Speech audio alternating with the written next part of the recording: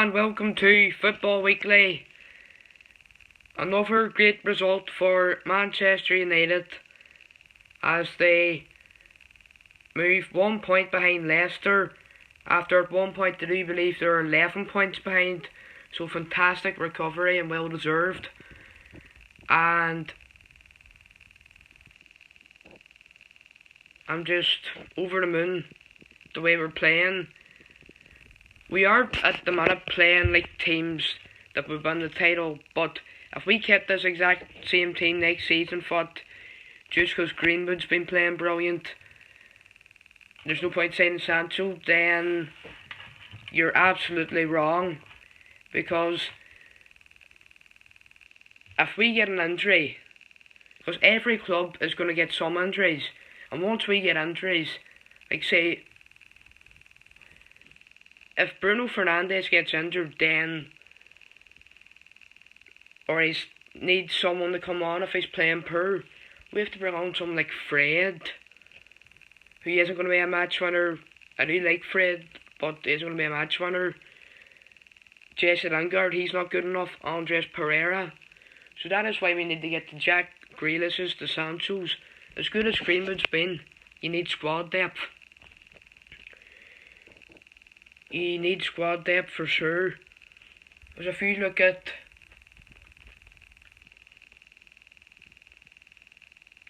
say, if we sign Sancho, then you have a player like Greenwood on the bench that just comes in and almost as good.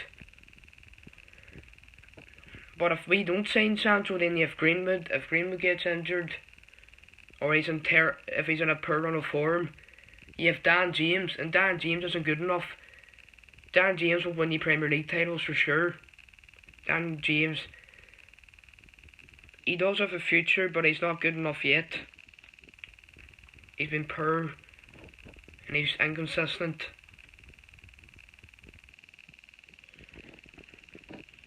But again, to be honest, I don't think we played our absolute best. I don't think we played as good as we did against Sheffield United, as good as we did against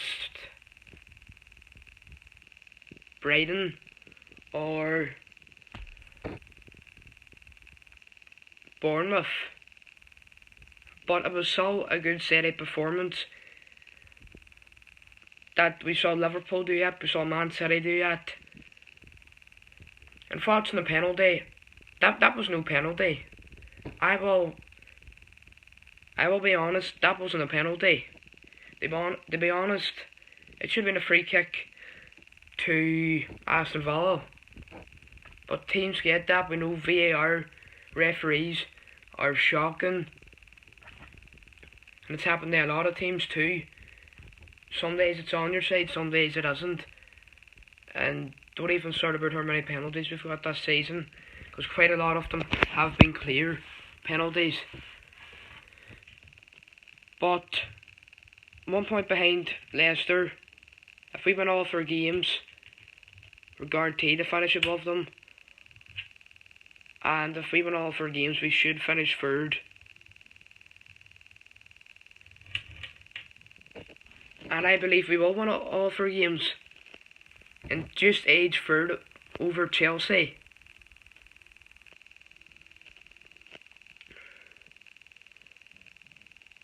But our man of the match, I will give my player ratings straight away now. Our man of the match, as I said, it wasn't our best performance, but it was so decent, so very good. We made it look easy. And a few of the players were quite average, but there's definitely 4 or 5 that played really well. And this is very tough for me. Mason Greenwood ages it. I think he ages Pogba just.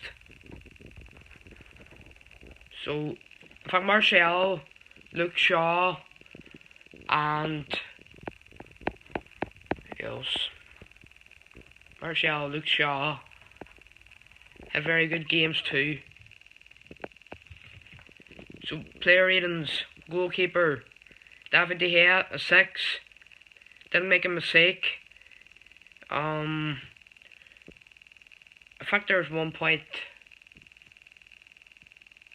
was in the first half where he actually nearly made a mistake, but he didn't, and didn't have much to do in the match. So a clean sheet, a 6 for De Gea. Like, average isn't that bad. It's just not a spectacular performance, like, but he done his job. Just like the 2 centre backs done. And I'm also going to give Harry Maguire and Victor Lindelof a 6, clean sheet. And they defended alright, but in that first half, the first 15 minutes, I think Aston Villa hit the woodwork, and they were a better team. They were probably the better team for quite a lot of that first half. Well, for the first 20 minutes, they were a better team. And I thought Maguire and Lindelof looked poor in that, but after first 20 minutes, they were solid. So that's what got them a 6. Aaron Wan-Bissaka, a 5. Very poor performance. He missed an absolute sitter. Yes, I'm not saying he's a striker and he's missing sitters, but even if you're right back, defender, goalkeeper, you should be scoring them. And I thought he looked quite dodgy in the game, so a 5 for me. Luke Shaw, I'm going to give Luke Shaw an 8, and I mean a high 8. I thought he done really well. I think consistent wise, he's been one of our best players for a few since the restart. He's been very well. You're going to hear your Bruno Fernandes and Greenwood, and obviously they've done absolutely fantastic, but Luke Shaw's been brilliant since the restart too, and even before the restart, the last 3-4 games he was absolutely fantastic too. So I think people's trying to say that when he's easily getting 8 or 9 ratings in the last few games, they've been giving him 6s and 7s, which is quite baffles me, because I do think people have an agenda against Luke Shaw, and for me he's easily the 3rd best left back in the Premier League, and he's probably on form at the minute. He's better than Chilwell. I'm not saying he is, but if you have to look in the last 10 games, Luke Shaw's been in better form. And hopefully Luke Shaw can do this for a full season. And I do think he's massively underrated. Nemanja Matic, a 6. Very average. I think he's been absolutely fantastic recently, but he had a very quiet game, so an average 6 for me. Paul Pogba, a 9. Paul Pogba, he's been playing really well, and he finally got his first goal of the season. I do think he wasn't in the right place. He played about 10 games before lockdown, and he was injured a lot. In those 10 games he was really poor, and he wasn't happy. He wanted to leave. He was not a happy man, so I think that's why he was playing poor. He was also playing against players too that weren't great, the likes of Pereira and Lingard, but Bruno's came on. We're playing better.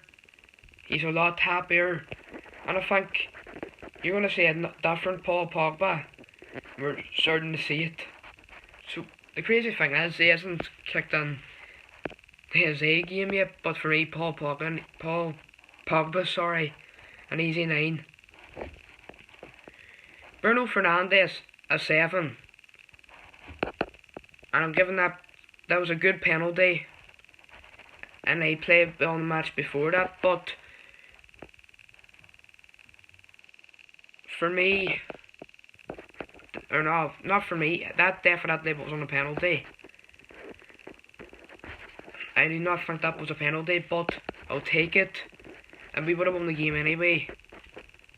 We would have been far too strong anyway. So Bruno Fernandes, a 7 for me. So solid as usual. Marcus Rashford, a 6. I thought he didn't have a great game. He was quite sloppy, but he missed a good chance at the end. But the reason why I'm not giving him a 5 is because he put in a really good cross, which should have been an assist. And probably if he had got that assist, which Van Bissaka missed a sitter, I would have gave him a 7.